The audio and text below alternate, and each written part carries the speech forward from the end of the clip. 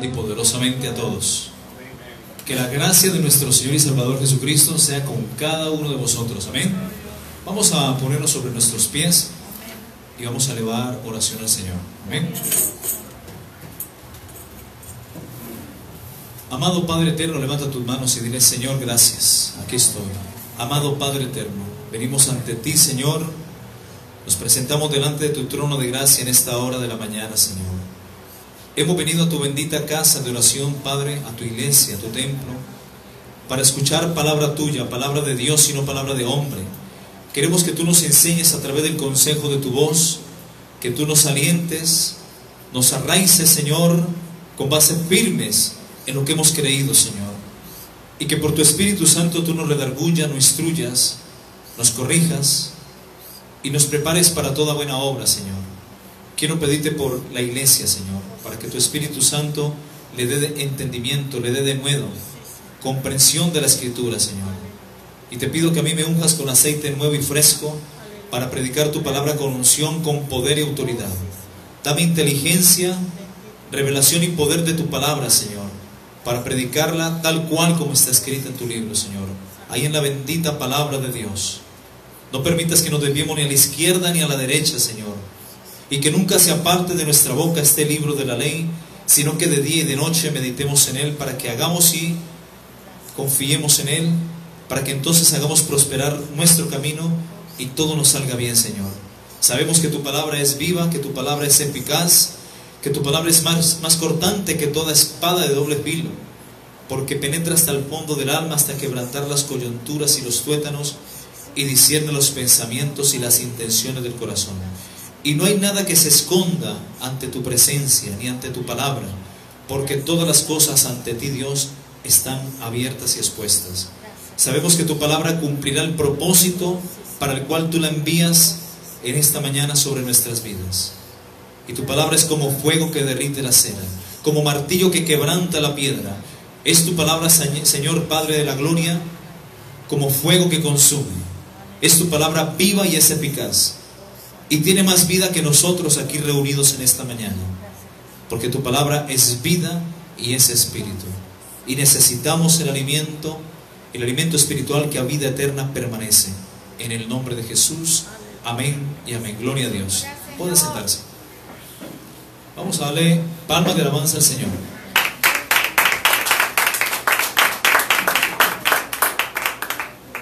Gloria a Dios. Bueno, hermanos, hoy hemos traído un tema importante y lo he titulado La salvación del creyente. Vamos a ver cuántos domingos nos demoramos, pero hay unos 2, 3 domingos, es lo planeado, 4 máximo, para definir la salvación del creyente a la luz de la palabra de Dios. Es un tema que es importantísimo para nuestro crecimiento espiritual, tanto para el nuevo como para el que ya lleva tiempo recorrido en los caminos del Señor. Amén. ¿Qué entendemos por la palabra salvación? Número 1, ¿qué significa salvación? ¿O qué es la salvación? Amado hermano, la salvación es la liberación de un peligro o de un sufrimiento.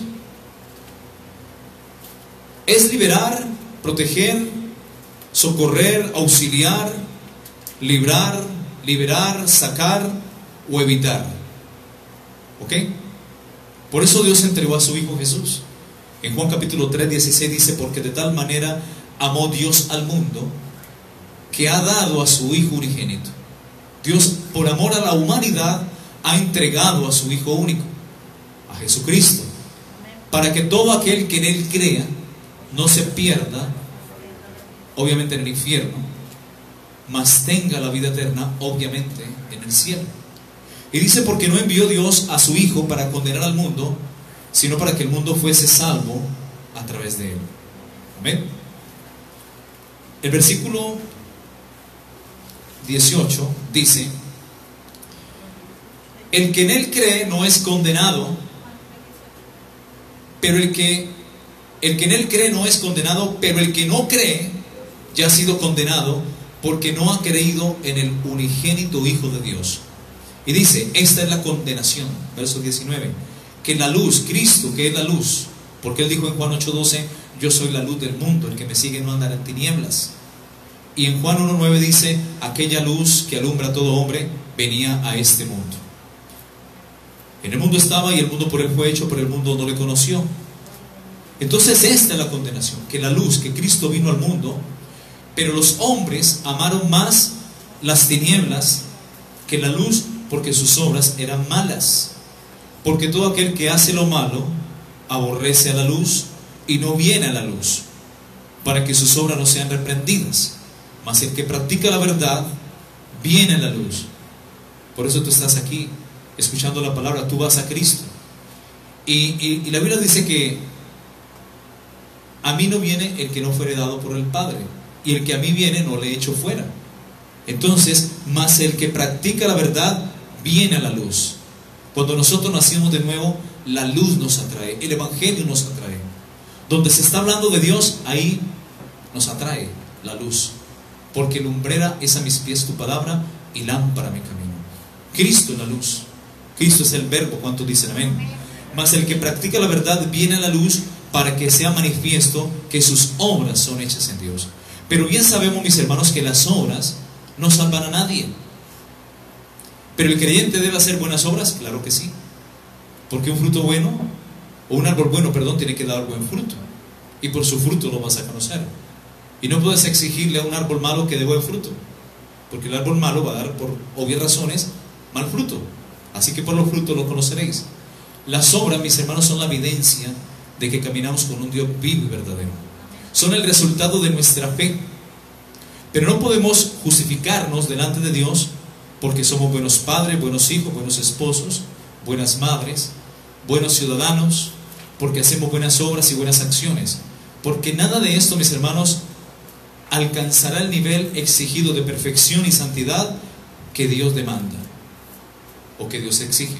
Solo Dios es santo, y necesitamos la sangre de un santo, de uno que nunca pecó, para así poder tener comunión con Dios. Amén. Las obras nos salvan. Por eso en Efesios 2:8 dice: por gracia sois salvos por medio de la fe. La salvación es por gracia, es algo inmerecido. No merecemos ser salvos, no merecemos ir al cielo, pero a Dios le plació entregar a su Hijo Jesús en propiciación por nuestros pecados, para que a través de esa sangre y de ese sacrificio pudiéramos nosotros obtener gratuitamente la salvación. Así que por gracia sois salvos por medio de la fe. O sea que la fe es importante para salvación. Y esto no depende de ti ni de mí, pues es un don de Dios, es un regalo de Dios, no por obras para que nadie se gloríe. Los creyentes no hacemos obras para ser salvos. Antes bien, porque somos salvos, hacemos las obras. ¿Cuántos dicen amén? Amén. Dice el versículo 10 de Efesios 2: porque somos hechura suya, creados en Cristo Jesús para las buenas obras. O sea, ya estamos diseñados en el perfecto plan de Dios para que hagamos buenas obras. Pero no podemos justificarnos ante Dios después de haber nacido de una simiente de pecado. Necesitamos la reconciliación, la justificación. Necesitamos la sangre de Cristo, el arrepentimiento y por tanto el perdón de pecados, para que así hagamos obras dignas de arrepentimiento y sean contadas en el cielo para premios, galardones y coronas, no para salvación. ¿Ok? Entonces, porque somos hechura suya, creados en Cristo Jesús,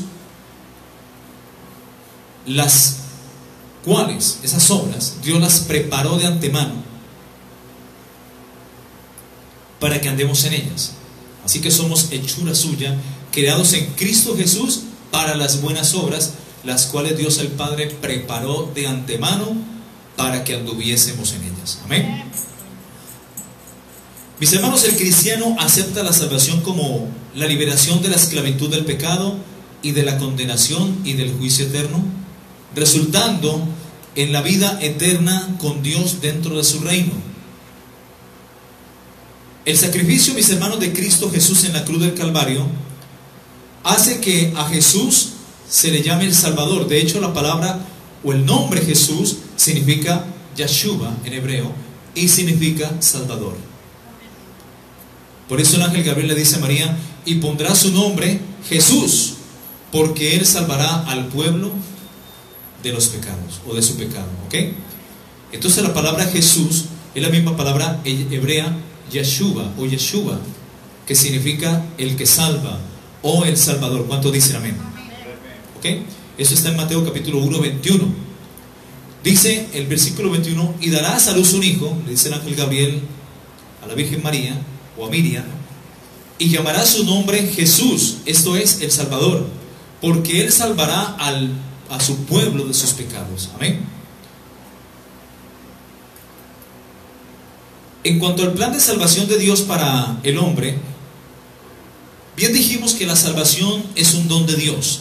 Cuando en la Biblia se habla de dones, se está refiriendo a regalos, o sea que es gratis. Tú no puedes impresionar a Dios con tu buen comportamiento, con tus diplomas, con tus acciones, porque nada de eso dijimos que alcanzará el nivel exigido de perfección y santidad que Dios exige, valga la redundancia. ¿Ok? La salvación, mis hermanos, al ser un regalo dado por Dios, no depende de nuestras acciones, no es por las obras para que nadie se gloríe. Amén. Es por gracia. ¿Y qué es gracia? La gracia es un favor inmerecido. No merecemos la salvación, no merecemos la entrada al cielo, merecemos la llama, la condenación, el infierno. Por eso Dios, por amor, entrega a su Hijo unigénito, a Jesús, para que todo aquel que en Él crea no se pierda, mas tenga la vida eterna. Amén. No es que lo merezcamos, sino que Él le plació darnos ese regalo maravilloso del sacrificio de su Hijo Jesús, que murió por nuestros pecados. Y es cuando tú colocas la mirada en Jesús, solamente de esa forma, que tú adquieres la salvación. Tienes que seguir siendo buen padre, buen hijo, buen esposo. Predica la palabra, si quiere algo de puerta en puerta, en los parques. Da de comer al hambriento, de beber al sediento. Visita en la cárcel al que está preso. Visita en el hospital al que está enfermo. Haz buenas obras, pero de antemano sepas que eso no te garantiza la salvación. Esas obras se van a contar a partir de un corazón arrepentido para el juicio. Porque aún la Biblia en Hebreos capítulo 6 versículo 1 nos habla de arrepentimiento de obras muertas, y es el primer fundamento de la doctrina cristiana. Dice: por tanto, dejando ya los rudimentos de este mundo, o de la doctrina de Cristo, perdón, vamos adelante a la perfección, o sea, a la madurez espiritual, no echando otra vez el fundamento del arrepentimiento de obras muertas. O sea que el católico tiene que arrepentirse, porque el católico hace obras para ser salvo. Por eso ninguna persona siendo católica el día de su muerte va al cielo, porque ha puesto su confianza para salvación en sus buenas acciones, en sus obras, no en la persona de Jesús y de lo que hizo Jesús en la cruz. Amén. Por eso el católico necesita otros intermediadores, otros mediadores, otros intercesores. En este caso María, la cual no puede rogar ni interceder por nadie. Solo Cristo ruega, solo Cristo es mediador y es intercesor, como lo dice la misma Escritura en 1 Timoteo 2:5, Hechos 4:12 y en Hebreos capítulo 7 del 22 hasta el 25, específicamente el 25, donde nos dice que Cristo está siempre puesto allí a la diestra del Padre, viviendo siempre para interceder por los santos. Amén. Él tiene el ministerio de la intercesión. ¿Ok? El propósito de Dios, mis hermanos, es que tengamos nosotros vida eterna en su Hijo Jesucristo. Ese es el plan, es el propósito de Dios. Porque el hombre a partir de Adán muere. Todo niño que nace, nace bajo la mancha de pecado. Y algún día ese niño tiene que arrepentirse, tiene que aceptar a Jesús como Salvador para tener la vida eterna.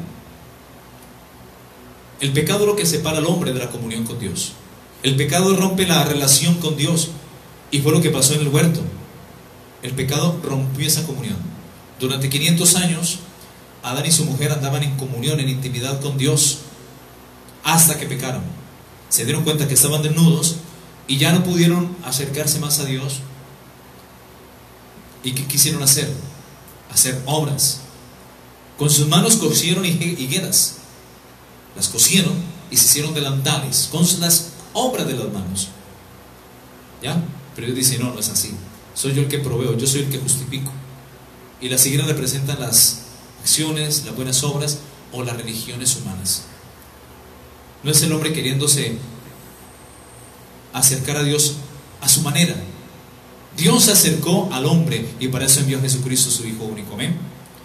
El propósito de Dios, mis hermanos, es que tengamos vida eterna en su Hijo Jesucristo. El pecado entró por la desobediencia de un hombre en el primer huerto, el huerto del Edén. Y la vida eterna, la salvación, entró a la humanidad por la obediencia de otro hombre, Jesucristo, el segundo Adán. Amén. Dice en Romanos 5:12, por tanto, como el pecado entró en el mundo por un hombre, y por el pecado entró la muerte, así la muerte pasó a todos los hombres, por cuanto todos pecaron. O sea, el pecado se transmitió a partir de Adán, de generación en generación, y hasta en degeneración, porque la sociedad hoy día está degenerada a causa del pecado. Amén. Cristo fue obediente. En Filipenses capítulo 2, versículo 5 dice: haya pues en vosotros este sentir que hubo también en Cristo Jesús, el cual, siendo en forma de Dios, no estimó el ser igual a Dios como cosa a que aferrarse, sino que se despojó a sí mismo, tomando forma de siervo, hecho semejante a los hombres, y estando en la condición de hombre, se humilló a sí mismo, haciéndose obediente hasta la muerte y muerte de cruz. ¿Qué se hizo Jesús? Obediente hasta la muerte y muerte de cruz. Adán desobedece y nos deja la herencia de pecado, pero Cristo obedece. Ahí en el huerto, en el segundo huerto, en el huerto de Getsemaní, Jesús se postra y dice: Padre, pasa de mí si quieres esta copa, este cáliz, pero que no se haga mi voluntad sino la tuya. Ojo al pasar por ahí con la cámara. ¿Ok? Los niños, por favor, se me hacen la próxima atrás por la cámara, por favor. ¿Ok? Entonces, mis hermanos, ¿en qué íbamos? Se me fue. Bueno, exacto, gracias, hermano. Cristo se hace obediente. Adán desobedece y nos deja una herencia de pecado. Cristo obedece y que nos da la vida eterna. Él dice: Padre, si es posible, pasa de mí esta copa, este cáliz. Los clavos, la corona de espinas, clavos en sus manos, en sus pies, la lanza en su costado, los 39 azotes previos que le dieron antes de ir a la cruz, donde su carne se abría, sus costillas fueron expuestas, la corona de espinas, y que le pegaran con una caña así, le enterraran esas espinas en su masa encefálica, el hecho de que lo escupieran, lo colgaran desnudo en la cruz. Él dice: pasa de mí esta copa, porque él ya sabía cómo morían los malhechores, y su vida fue contada, o su muerte fue contada entre dos malhechores. Ahí murió Jesús en medio de dos criminales, y él ya sabía cómo morían los malhechores y que algún día él iba a ser colgado en esa cruz como uno de ellos, siendo inocente. Y él dice: pasa de mí esta copa, pero que no se haga mi voluntad sino la tuya. Y por amor fue y murió por ti, por mí, en aquella cruz. ¿Cuántos dicen amén? Recordemos que en Juan capítulo 3:16 dice: porque de tal manera amó Dios al mundo, que ha dado, ha entregado. Dios entregó a su Hijo unigénito. Lo que algún día Dios le pidió a Abraham, su siervo, y todos conocemos a Abraham como el padre de la fe. Algún día Dios le dice: dame a tu hijo, tu único hijo, a quien amas. ¿Recuerdan? Para sacrificarlo ahí en el monte Moriah.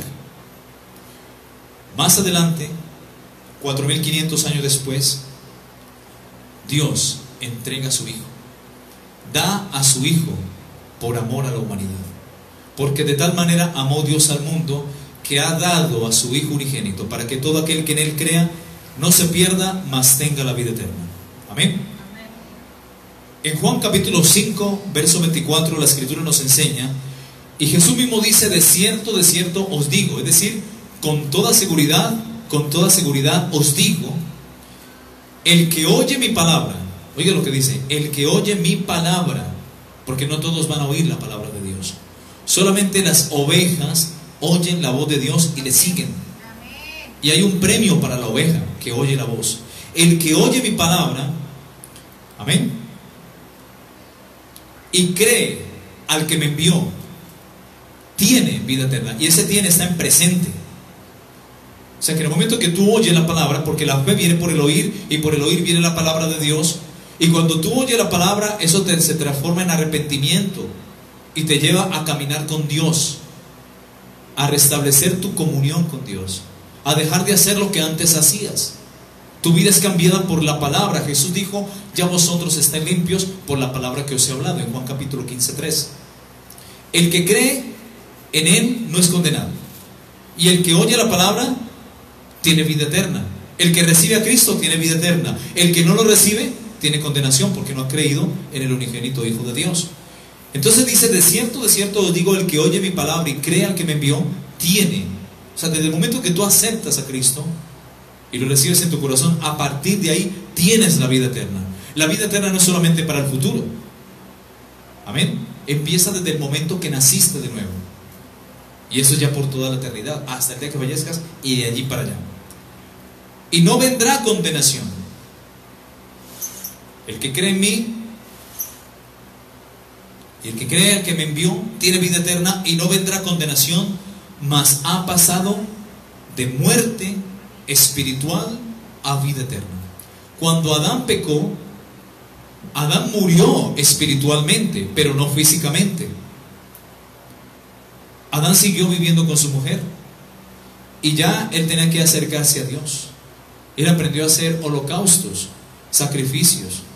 Por eso tanto Adán y Eva lo hacían, y lo enseñaron a sus descendencias. En este caso, a Caín y Abel. Y de hecho lo primero que encontramos es que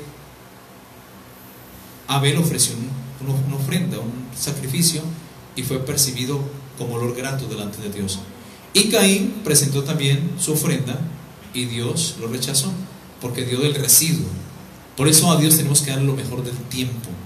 No le demos las obras, porque si Dios así ve eso, no va a aceptar tu ofrenda. Dale lo mejor de ti, el mejor tiempo, lo mejor de ti, dáselo siempre a Dios. Que Él sea la preeminencia, que nada desplace tu comunión y tu relación con Dios, que no el trabajo, nada, solamente Cristo debe ser el número uno en tu vida. Amén. En Romanos 10:10 dice: el ladrón no vino sino para hurtar, matar y destruir. ¿Quién es el ladrón? El diablo. Él siempre quiere robar la bendición, te mete pereza para ir a la iglesia, te embolata con otras cosas, te hace que estés cansado, que tengas sueño, que no te levantes, te mete cualquier mentira con tal de robarte la bendición. Y un día que no vengas a la iglesia, es territorio que le das a Satanás. Le abres campo para que él opere. Amén. El ladrón no vino sino para hurtar, matar y destruir, dice el Señor. Su propósito es la muerte, la destrucción. Yo he venido, dice el Señor, para que tengan vida y para que la tengan en abundancia, es decir, eternamente. Dios no te da nada a medias, Él te lo da todo, y lo dio todo por ti en la cruz. Ahora, dale lo mejor de ti, aún tu tiempo. Amén. Romanos 6:23 dice: porque la paga, el salario del pecado es la muerte, mas la dádiva, mas el regalo de Dios es vida eterna en Cristo. Amén, En Cristo Jesús, Señor nuestro. Amén. Eso es lo que Dios nos da. Si tú sirves al pecado, al final de tus días vas a recibir el salario por durante toda tu vida haber servido al pecado, y en la muerte, la condenación. Porque el infierno es el lugar donde van las gentes que se olvidan de Dios. Mas el regalo de Dios para el hombre es la vida eterna en Cristo. O sea, cuando nos escondemos, nos identificamos en Cristo. ¿Cuántos dicen amén? ¿Cómo se obtiene la salvación? Definitivamente, mis hermanos, la salvación es un asunto de Dios.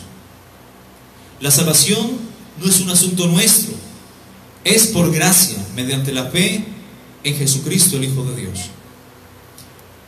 Mis hermanos, para obtener la salvación debemos ejercer la fe en Jesús y demostrarla obedeciendo su palabra y sus mandatos. La salvación es por gracia mediante la fe del creyente. El hombre, mis hermanos, es incapaz de salvarse a sí mismo, y por más buenas obras o por más buenas acciones que el hombre tenga o que el hombre haga, amén, el hombre nunca podrá alcanzar la salvación por sus propios medios. Si la salvación fuese por medio de las obras, por las obras que nosotros hagamos, la pregunta es, ¿para qué tuvo que ir Jesucristo a la cruz y morir en esa muerte tan cruel? Recibir los clavos, la corona de espina, la lanza en su costado, el que lo colgaran desnudo en esa cruz, el que lo abofetearan, el que lo escupieren, el que lo maldijeren ahí. ¿Para qué Jesús tuvo que pasar por todo eso? Si nosotros, siendo buenas personas, haciendo buenas obras, podemos salvarnos a nosotros mismos. Eso sería absurdo y sería un insulto a Dios, un insulto a su plan y propósito para con el hombre, de redimirlo, de rescatarlo, porque el hombre se puede entonces salvar a sí mismo. Entonces sería absurdo e inútil el hecho de que Dios haya enviado a Jesucristo, porque yo, siendo buena persona, siendo buen padre, buen hijo, buen esposo, me puedo salvar a mí mismo. La salvación no es un asunto nuestro, depende de Dios. De nosotros depende colocar nuestra confianza y esperanza en Él. Cuando pretendemos creer que la salvación es por las obras, estamos ofendiendo a Dios, diciéndole: Dios, yo no necesito el hecho de que hayas enviado a tu Hijo Jesús a morir en la cruz, porque yo, siendo buena persona, haciendo buenas obras, siendo buen padre, buen esposo, buen hijo, buena esposa, dando de comer al hambriento, de beber al sediento, en fin, todo esto, yo me puedo salvar a mí mismo. Sería como absurdo, ¿verdad? Así que la salvación es cosa dedicada a Jehová, es de Dios, ¿ya? Porque nosotros somos hechura suya, creados en Cristo Jesús, como dicen en Efesios 2:10, creados en Cristo Jesús para las buenas obras, las cuales Dios ya preparó de antemano para que andemos en ellas. Cumple las obras nomás, hazlas. Tito capítulo 3, 4, 6 dice: pero cuando se manifestó la bondad de Dios, nuestro Salvador, y su amor para con los hombres, dice el versículo 5, nos salvó no por obras de justicia que nosotros hubiéramos hecho, sino por su misericordia, por el lavamiento de la regeneración y por la renovación en el Espíritu Santo, el cual derramó en nosotros abundantemente por Jesucristo nuestro Salvador. Y en Efesios 2:8 dice: porque por gracia sois salvos por medio de la fe, y esto no de vosotros, pues es un don de Dios. Y el verso 9 dice: no por obras, para que nadie se gloríe. ¿Cuántos dicen amén? No por obras, la salvación no es por obras. Vamos a Romanos capítulo 11. Romanos capítulo 11, versículo 5.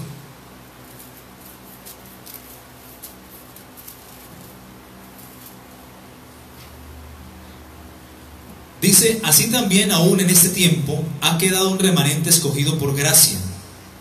Y si por gracia, ya no es por obras. De otra manera la gracia ya no es gracia. Y si por obras, ya no es gracia. De otra manera la obra ya no es obra. O sea, la salvación es por gracia, no por obras.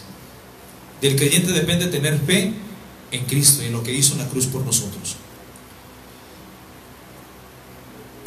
En Hechos 4:11 dice: este es Jesús, la piedra reprobada por vosotros los edificadores, la cual ha venido a ser cabeza del ángulo, y en ningún otro hay salvación, porque no hay otro nombre bajo el cielo dado a los hombres en que podamos ser salvos. Romanos 10:9 dice que si confesares con tu boca que Jesús es el Señor, y creyeres en tu corazón que Dios lo levantó de entre los muertos, serás salvo. Porque con el corazón se cree para justicia, pero con la boca se confiesa para salvación. Es muy fácil creer con la mente, y eso se llama religión. El profeta Job dijo: de oídas te había oído, mas ahora mis ojos te ven, por tanto me arrepiento en polvo y ceniza. Creer con la mente es lo que enseña la religión tradicional, un concepto histórico o religioso o temático acerca de Dios. Pero la Biblia te enseña a creer con el corazón. Y casualmente, mis hermanos, el corazón está muy estrechamente relacionado con la mente. Porque primero, el pensamiento está en el corazón, y del corazón sube a la mente. Por eso Jesús dijo que no es lo que entra por la boca lo que contamina al hombre, sino lo que de la boca sale, porque del corazón proviene. De ahí la necesidad de arrepentirnos y aceptar a Jesucristo en el corazón como único y suficiente Salvador personal. Confesarlo con la boca y creer en el corazón, no en la mente, porque en la mente es religión. Creer en el corazón, eso se llama entrega. Cuando tú te enamoras de una chica, ¿cuántos se han enamorado? Levanten la mano. Yo me he enamorado. Veo este par de tortolitos, están más enamorados. Y ellos se mandan corazoncitos en el Face. En mi tiempo eran las esquelas. ¿Usted recuerda, hermano? Las esquelas, ¿y cómo le llamaban? Las tarjeticas, y con corazoncitos, ¿verdad? Entonces, si uno ama a un semejante con el corazón, ¿por qué no amar a Dios con el corazón? Por eso dice: si confesares con tu boca que Jesús es el Señor y creyeres en tu corazón, amares con tu corazón. La Shema dice en Deuteronomio capítulo 6, quiero que me acompañen por favor, y la Shema es el gran mandamiento, y está en Deuteronomio, Dios recordándole al pueblo de Israel a través de su siervo Moisés cómo se debe de amar a Dios. Ese es el gran mandamiento. Dice el versículo 4 de Deuteronomio capítulo 6: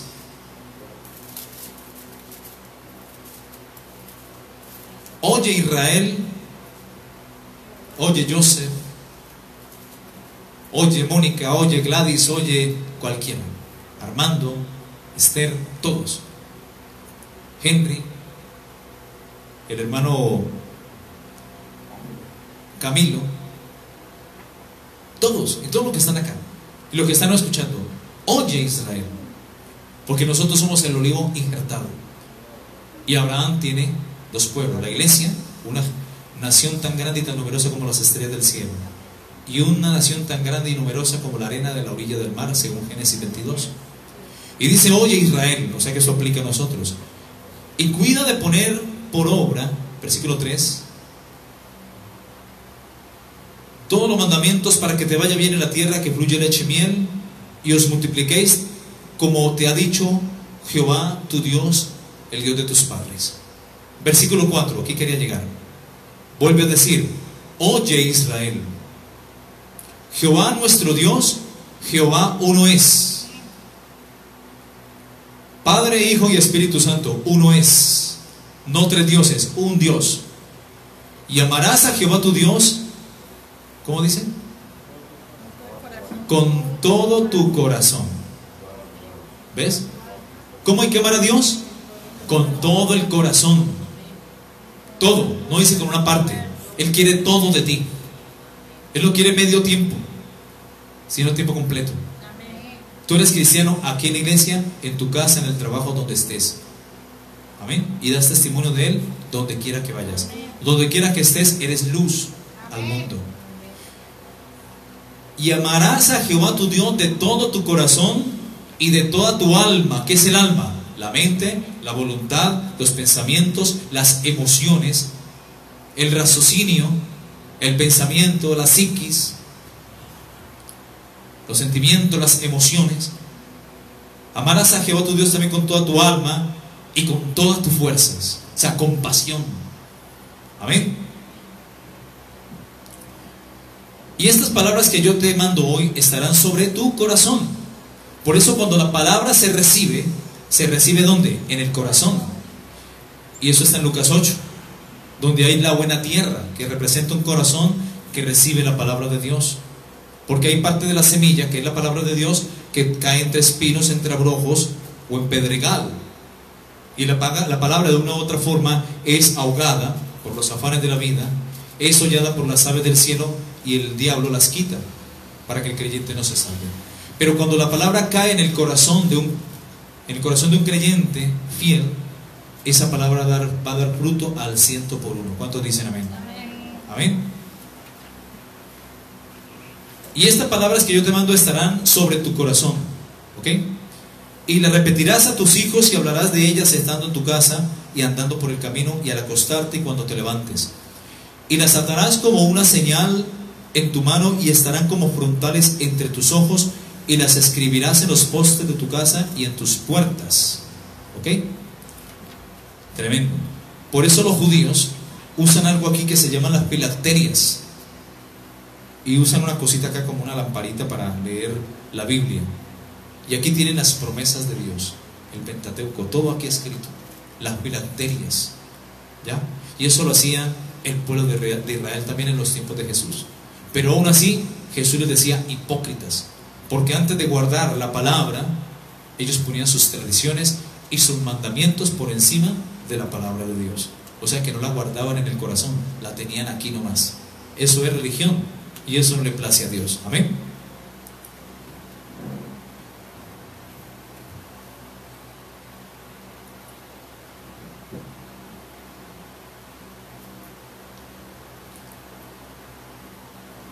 En Hebreos capítulo 5:9 dice: y habiendo sido perfeccionado, vino a ser autor de la eterna salvación para todos los que le obedecen.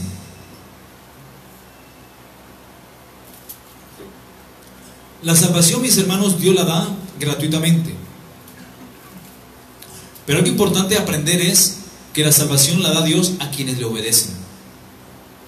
Muchos me dirán en aquel tiempo: Señor, Señor, porque Él dijo: no todo el que me diga Señor, Señor, entrará en el reino de los cielos.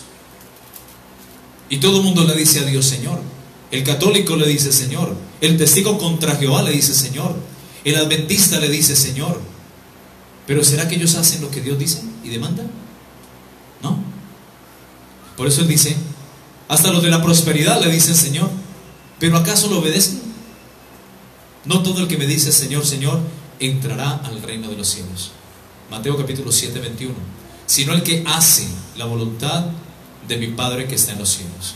Y en Lucas 6 dice: ¿por qué me llamás Señor, Señor, y no hacéis lo que os digo? También lo dice. Entonces, mis hermanos, Dios da también su espíritu a aquellos que le obedecen. Dios da la salvación a los que le obedecen. Pero Dios también da de su espíritu a aquellos que le obedecen, como dice en el libro de Hechos. A ver, me acuerdo la cita. Si me acuerdo se la doy, o si no se las apunto por ahí cuando me equivoco al final. Hechos 5:32.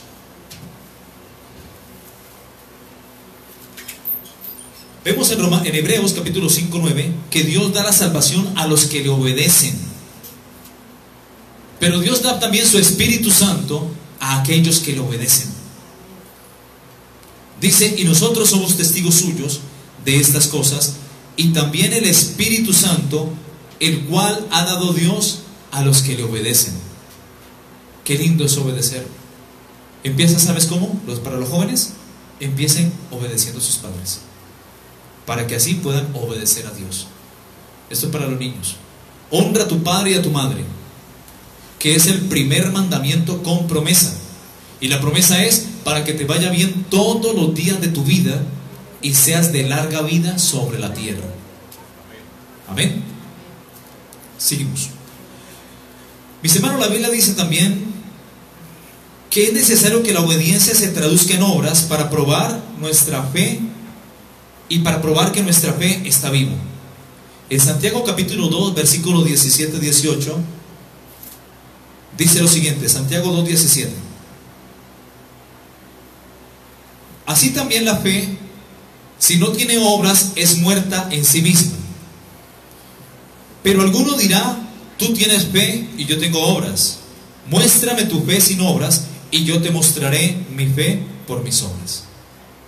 Amén. Las obras cuentan a partir de un corazón arrepentido, a partir de un corazón que obedece el Evangelio y obedece la palabra de Dios.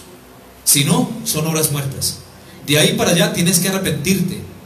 Oiga, católico, tiene que arrepentirse de sus obras, porque usted quiere ser salvo a través de sus medios, por méritos propios, y así no es. La salvación es por fe y no por obras, por gracia gratuita y no por obras, para que nadie se gloríe. Santiago 2:26, más adelante. Vosotros veis pues que el hombre es justificado por las obras y no solamente por la fe. Asimismo también Rahab la ramera no fue justificada por obras cuando recibió a los mensajeros y los envió por otro camino, porque como el cuerpo sin espíritu está muerto, así también la fe sin obras está muerta. Entonces, ¿qué tal nosotros creyentes y solamente fe, palabras bonitas y no más, y nada de obras? Hay que hacer obras, porque un árbol bueno tiene que hacer buenas obras y dar buen fruto. Amén. Sin embargo, mis hermanos, esto no significa que nos ganemos la salvación por las obras o porque la merezcamos. La salvación, recordemos que es un regalo de Dios, es una dádiva que Dios nos hace por su bondad inmerecida o gracia. Más bien merecemos el pago por nuestros pecados, que es la muerte, porque somos culpables ante Dios, pero Dios carga nuestra culpa sobre su Hijo Jesucristo y así nos libra del juicio, de la condenación y de la muerte eterna. En 1 de Juan capítulo 2:2 dice: y Él, o sea Cristo, es la propiciación por nuestros pecados, y no solamente por los nuestros, sino también por los de todo el mundo. En esto sabemos que nosotros le conocemos y guardamos sus mandamientos. Amén. Cristo murió, sí, por toda la humanidad, pero toda la humanidad, no todos, porque son muchos los llamados, pocos los escogidos. Y Dios habla de una pequeña manada, los que le obedecen, los que hacen su voluntad. O sea que no todos van a ser salvos. Así lo pretendan por sus fuerzas, teniendo su religión, siguiendo sus tradiciones, sus dogmas. No, no es así. No es a nuestra manera. Esa es la manera como está escrito en su palabra. Amén. En Romanos 3:10 dice: como está escrito, no hay justo, ni aún uno solo. No hay quien entienda, no hay quien busque a Dios. Todos se desviaron, a una se hicieron inútiles. No hay quien haga lo bueno, no hay ni siquiera uno. Amén. Mas Dios muestra su amor en Romanos 5:8 para con nosotros, en que aún nosotros siendo pecadores, Cristo murió por nosotros. Dijimos que la salvación, amada iglesia, es por gracia, por medio de la fe y no por las obras. Amén. Según Efesios capítulo 2, 8 al 10. Ya lo leímos. Si la salvación, mis hermanos, fuere por las obras, y si nosotros pudiéramos salvarnos a nosotros mismos, haciendo el bien y las buenas obras, ¿para qué entonces, vuelvo y repito, Jesús tuvo que pasar lo que pasó? El oprobio, la humillación, todo el sufrimiento, el dolor, los 39 azotes, la corona de espinas, la lanza en su costado, las puntillas o clavos en sus manos y pies. ¿Para qué Jesús tuvo que pasar por todo eso? Si nosotros, siendo buenas personas, pudimos salvarnos a nosotros mismos. ¿Ya? Todo esto hubiera sido en vano si fuese por nuestras obras. Sería decir a Dios: yo no necesito del sacrificio de tu Hijo, yo me puedo salvar a mí mismo con mis buenas obras, o simplemente siendo una buena persona. Esto sería absurdo y ofensivo para con Dios, y menospreciaríamos el regalo de salvación que Jesús nos dio al morir en la cruz en nuestro lugar. Las buenas obras, vuelvo y repito, son la evidencia de que caminamos con un Dios vivo y verdadero, y estas son el resultado de nuestra fe y de lo que de que nos hemos arrepentido verdaderamente. Por ejemplo, cuando Adán y Eva pecaron, ahí en el huerto, ¿recuerdan? Aquí no estábamos, pero por las escrituras en Génesis 3 nos damos cuenta. Cuando Adán y Eva pecaron, lo primero que ellos hicieron fue coser hojas de higuera con sus propias manos. Es decir, esto representa las obras de las manos. Ellos cogieron de la misma naturaleza creada por Dios, cogieron higueras, hojas de higuera, para hacerse delantales, para cubrir su vergüenza y su desnudez, para cubrir su culpa de pecado. Amén. Y para quererse justificar delante de Dios. Ellos se escondieron, incluso una vez ya se hicieron las higueras y se cubrieron, tanto la mujer acá, atrás y adelante, y el hombre adelante y atrás. Cuando se cubren con estas higueras, aún a ellos así se escondieron detrás de los árboles. Y vino Dios y le dice: ¿dónde estás? Porque Dios llama. Cuando el hombre peca siempre hay un llamado. ¿Dónde estás tú, Adán? Y Adán responde: tuve miedo y me escondí. ¿Quién te enseñó a tener miedo? ¿Acaso te mandé a que comieses del árbol prohibido. Y él le dice, no, la mujer que me diste me dio a comer. Miren lo que dice el versículo 7 de Génesis 3.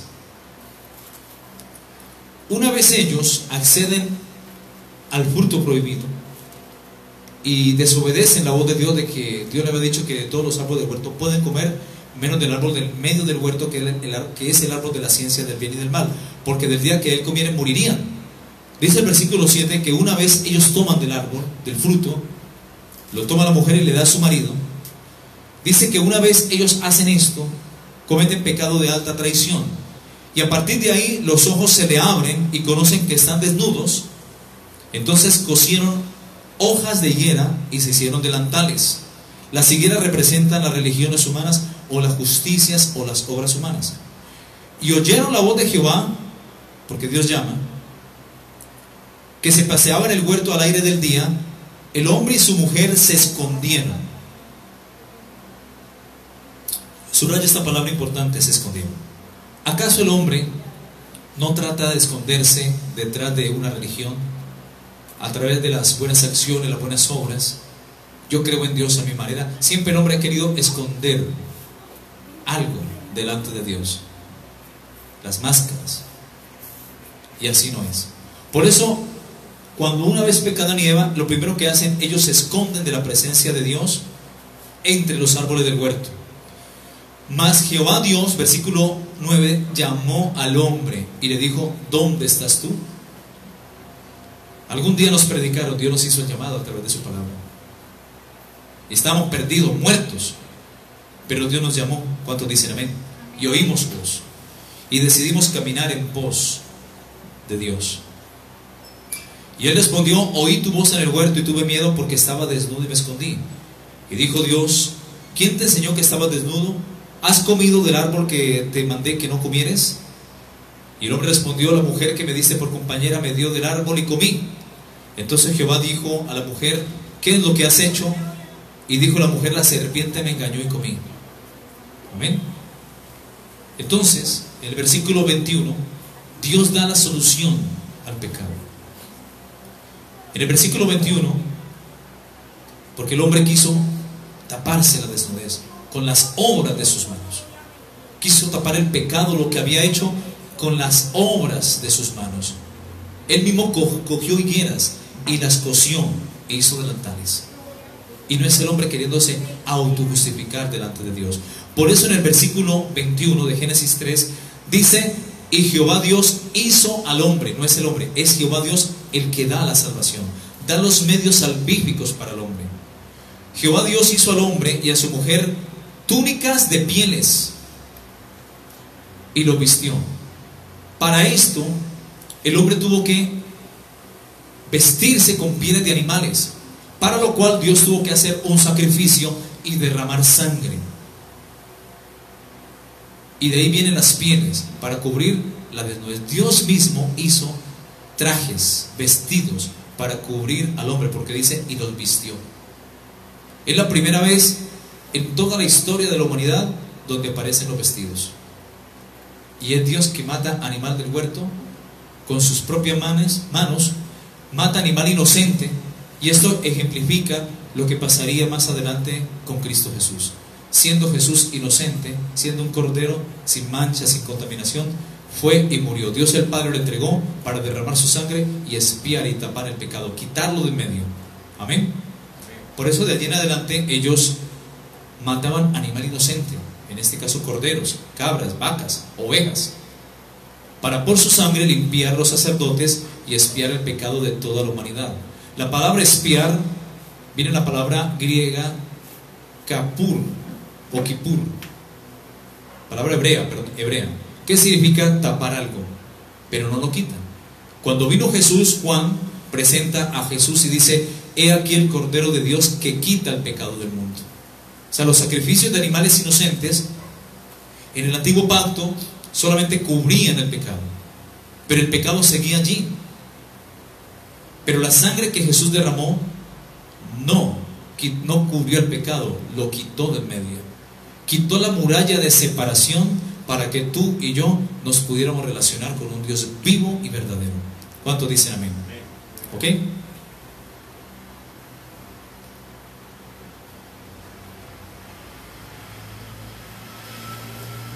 Gloria a Dios.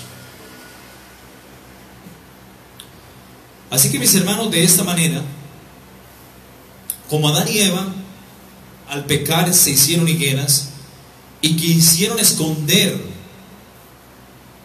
su pecado, su falta del Dios Santo, delante del Dios Santo, así de esta manera el hombre siempre ha buscado esconderse detrás de algo, detrás de la religión, de las buenas obras, de las buenas acciones. Soy un buen padre, soy una buena madre, soy un buen esposo, soy una buena esposa, soy un buen hijo, soy una buena hija, soy un buen ciudadano, soy un buen estudiante, no le hago mal a nadie. El hombre siempre ha querido esconderse, creo en Dios a mi manera, siempre ha querido esconderse a través de algo o detrás de algo. Y nada de esto, amado hermano, exime al hombre de la consecuencia del pecado y de la muerte, ya que el hombre, por más que se escuda en sus buenas obras y acciones, sigue siendo imperfecto y pecador ante los ojos de Dios, y por tanto es incapaz de salvarse a sí mismo. Amén. El querernos autojustificar por nuestro buen comportamiento y por nuestras buenas obras ofende a Dios, y aún la Biblia dice en Hebreos que debemos arrepentirnos de las obras muertas, es decir, de aquellas obras que hacíamos para autojustificarnos delante de Dios, las cuales hacíamos para ser salvos. Y más bien, mis hermanos, porque somos salvos en Cristo Jesús, es que hacemos buenas obras. Nosotros no hacemos buenas obras para ser salvos. Amén. En Isaías capítulo 64, 6 dice: si bien todos nosotros somos como suciedad, y todas nuestras obras, nuestras justicias delante de Dios son como trapos de inmundicia, y caímos todos nosotros como la hoja, y nuestras maldades nos llevaron como viento. O sea que los trapos de inmundicia en el antiguo pacto representaban las toallas higiénicas que las hebreas usaban ahí abajo. Y querernos nosotros autojustificar por las buenas obras es prácticamente decirle a Dios: yo me salvo a mí mismo, no necesito de ti. Y para Dios esto es asqueroso. Amén. Porque estaría rechazando su dádiva, su regalo, la salvación, dada a través de su Hijo Jesús. Las buenas obras, mis hermanos, sirven para galardones en el cielo, o para recompensa, o para posiciones en el cielo, no para salvación. En el cielo hay reservadas para los creyentes, luego del arrebatamiento de la iglesia, 5 coronas. Corona de gozo para el evangelista, el ganador de almas. Corona incorruptible para aquel que de todo se abstiene, para el que se abstiene de la carne, de los deseos de la carne, aquel que crucifica la carne a diario con sus pasiones y deseos. Amén. Corona de gloria para el predicador, para el pastor, el maestro, el evangelista, que predica, más que todo el pastor que predica la palabra tal cual como está escrita, que da el alimento a sus ovejas a tiempo y fuera de tiempo. Y corona de justicia para aquel que ama la venida de Cristo. ¿Cuántos dicen amén? En 2 Corintios 5:10 dice: porque 2 Corintios 5:10 dice: porque es necesario que todos nosotros compadezcamos ante el tribunal de Cristo, para que cada uno reciba según lo que haya hecho mientras estaba en el cuerpo, sea bueno o sea malo. Amén. O sea que el primer juicio que va a pasar va a ser el juicio de la iglesia. Y en Pedro dice que es necesario, 4:17, ya les digo si es primero o segundo, que se me escapa ahora. Primera de Pedro 4:17 dice: porque es tiempo que el juicio comience por la casa de Dios. Ese es el tribunal de Cristo. Y si primero no comenzare por nosotros, ¿cuál será el fin de aquellos que no obedecen al evangelio de Dios? El juicio tiene que empezar por la iglesia, y va a ocurrir el día del arrebatamiento, y no va a ser un juicio condenatorio, sino que va a ser un juicio para premios, posiciones, galardones y coronas. Dios va a examinar cada obra, cada acción, la forma como serviste a Dios, la motivación por la cual fuiste a la iglesia, la motivación por la cual presentaste tu diezmo, tu ofrenda, en fin, todo va a ser evaluado, va a ser pasado por fuego. según 1 Corintios capítulo 3, del 11 en adelante. ¿Ok? Gloria a Dios.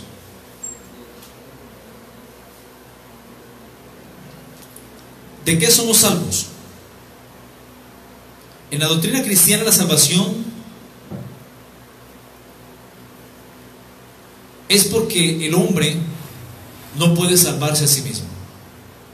Por tanto, en la doctrina cristiana la salvación, dice la palabra que en la doctrina cristiana de la salvación, dice que somos salvos de la ira. De la ira. Esto es del juicio de Dios por el pecado. Nuestro pecado nos ha separado de Dios y la conciencia del pecado es la muerte, la consecuencia del pecado es la muerte. La salvación bíblica se refiere a nuestra liberación de las consecuencias del pecado y por lo tanto implica la remisión del mismo. Romanos capítulo 8, 1 dice: ahora pues ninguna condenación hay para los que están en Cristo Jesús, los que no andan conforme a la carne, sino conforme al Espíritu. Amén. Así que como cristiano no te dejes sentir condenación. Amén. Si sientes que has pecado, inmediatamente confiesa tu pecado, que allí está la sangre de Cristo para limpiarte de toda maldad. Romanos 5:9 dice: pero mucho más, estando ya justificados en su sangre, por él seremos salvos de la ira. Salmos 7:11, 13 dice: Dios es justo, es juez justo, y Dios está airado contra el impío todos los días. Si no se arrepiente, él afilará su espada, armado tiene ya su arco y lo ha preparado. Asimismo ha preparado armas de muerte y ha labrado saetas ardientes. ¿Quién es el impío?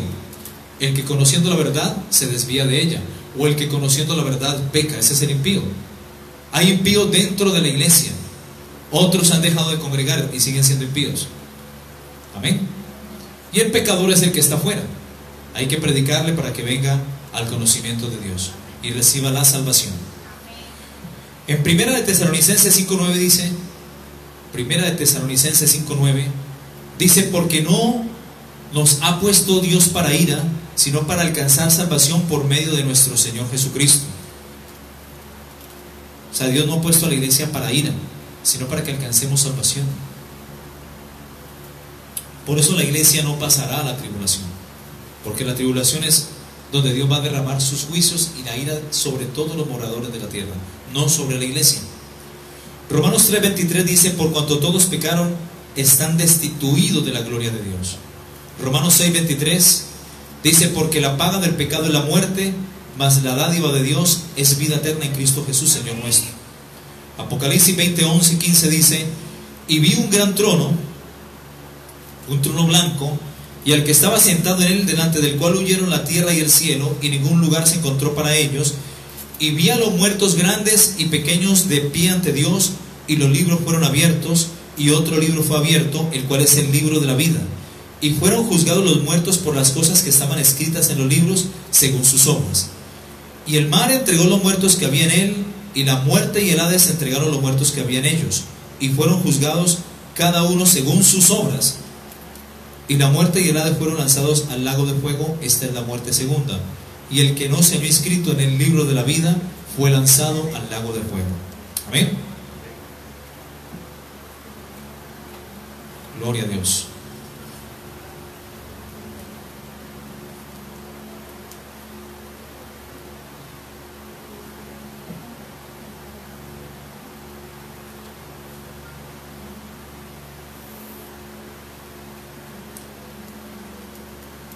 Bueno, terminemos ya con esto, esta parte, para que dejemos una segunda parte. ¿Quién realiza la salvación? Mis hermanos, solo Dios quita el pecado. Y solo Dios puede liberarnos de la paga de la consecuencia del pecado, que es la muerte.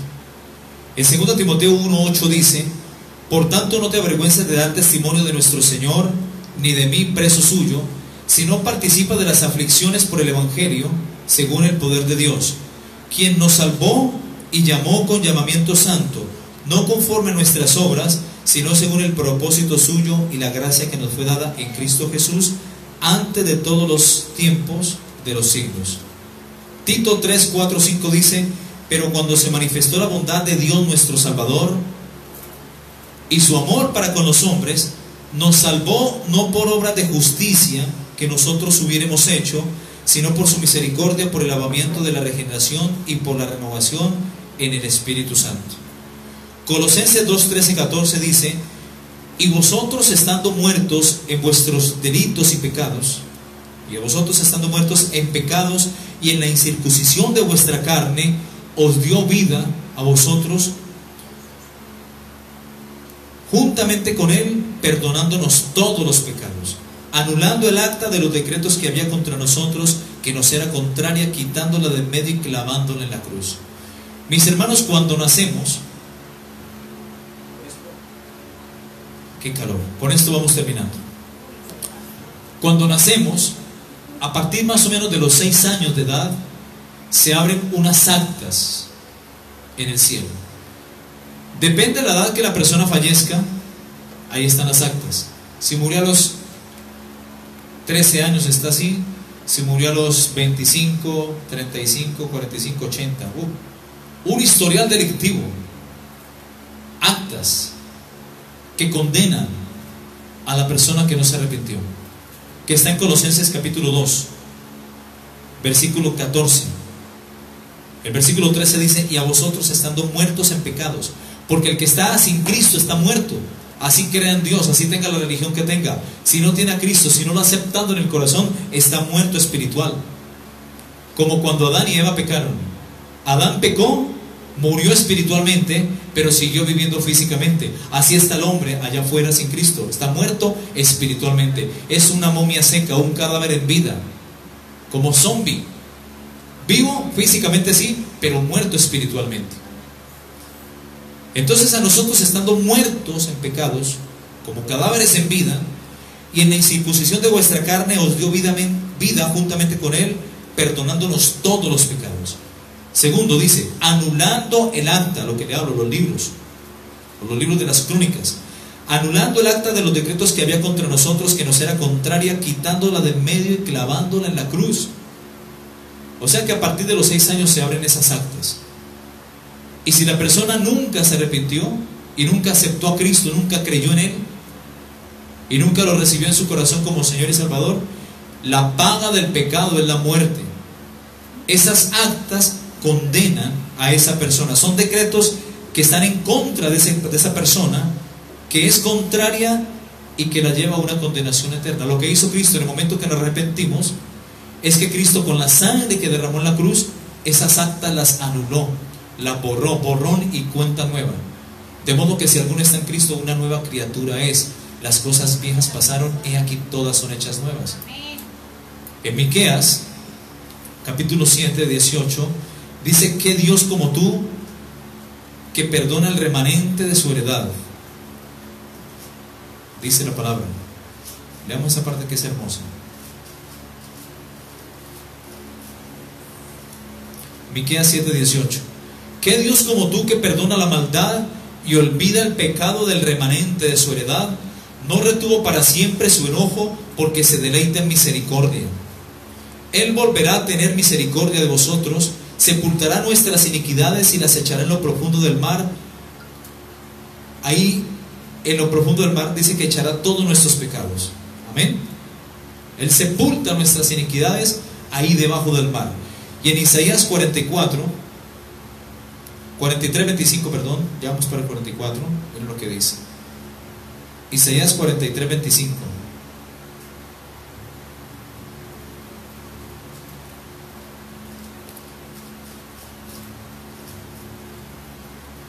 Isaías 43, 25 dice: Yo soy el que borro tus rebeliones por amor de mí mismo, y no me acordaré de tus pecados. Eso es lo que hace Dios, borrón y cuenta nueva. Y el 44 dice, 44, 21, creo que es ese. No, ese no, es el 22 entonces. Sí, dice: yo deshice como una nube tus rebeliones y como niebla tus pecados. vuélvete a mí porque yo te redimí. Cuando nos arrepentimos, esas actas son anuladas por la sangre del Cordero. Por eso Juan presentó a Jesús y dijo: he aquí el Cordero de Dios, el que quita, el que anula, el que quita el pecado del mundo. Anula las actas, borra las rebeliones, echa en lo profundo del mar todos tus pecados y no hace más memoria de ellos. Con él es borrón y cuenta nueva. Amén. Por eso en Apocalipsis 21, en el momento del día del juicio final ante el gran trono blanco, que es el juicio de los pecadores, dice que el apóstol Juan vio un trono blanco, un gran trono blanco, y al que estaba sentado en él, delante del cual huyeron los cielos y la tierra, y ningún lugar se encontró para ellos. Y vi a los muertos grandes y pequeños en pie ante Dios, y los libros fueron abiertos. Amén. Cuando habla de los libros, son esas actas donde están consignados todos los pecados, lo que la persona haya hecho durante toda su humanidad, desde que tiene uso de razón, desde que tiene conciencia, tus pensamientos, tus palabras, tus obras, tus acciones. Hablando de la gente que no se ha arrepentido, porque ya nosotros ya no tenemos esas actas. Pero el creyente peca y también queda anotado en el cielo. Pero tenemos también que ahí aprovechar y confesar nuestro pecado. Y si confesamos nuestros pecados, Él es fiel y Él es justo para perdonar nuestros pecados y limpiarnos de toda la maldad. O sea que Él, de ahí del libro, borra el pecado. Por eso hay que estar a cuentas cortas con Dios. Pero el que nunca se arrepintió tiene esas actas condenatorias que lo llevan a una condenación eterna, y el día de su muerte esas actas se hacen activas, y a partir de ahí esa persona es conducida al infierno por lo que está decretado allí. Tuvo tiempo para buscar de Dios y no le dio la gana. Tuvo el tiempo de arrepentirse, tampoco le dio la gana. Pecaba y seguía pecando, fornicaba, adulteraba, mentía, engañaba, iba al brujo, y todo eso está allí consignado. La paga del pecado es la muerte, pero el regalo de Dios es vida eterna en Cristo Jesús, Señor nuestro. Termino con este versículo, Efesios 2, del 1 al 6. Así que, mis hermanos, a estar a cuentas cortas con Dios. Y el que no ha aceptado a Cristo, esas actas están esperando por ti. Arrepiéntete para que Dios borre el acta de los decretos que había contra ti, que te es contrario, y que Cristo la puede clavar en la cruz y perdonar tus pecados. Acepta la salvación de Cristo Jesús. Cree en el sacrificio de Cristo Jesús, que esa sangre es precisamente para anular el acta, darte una nueva vida, una nueva esperanza de vida. Amén. Y el cristiano siga cuidando su salvación, el creyente. Amén. Efesios 2, con eso termino. Dice: salvos por gracia.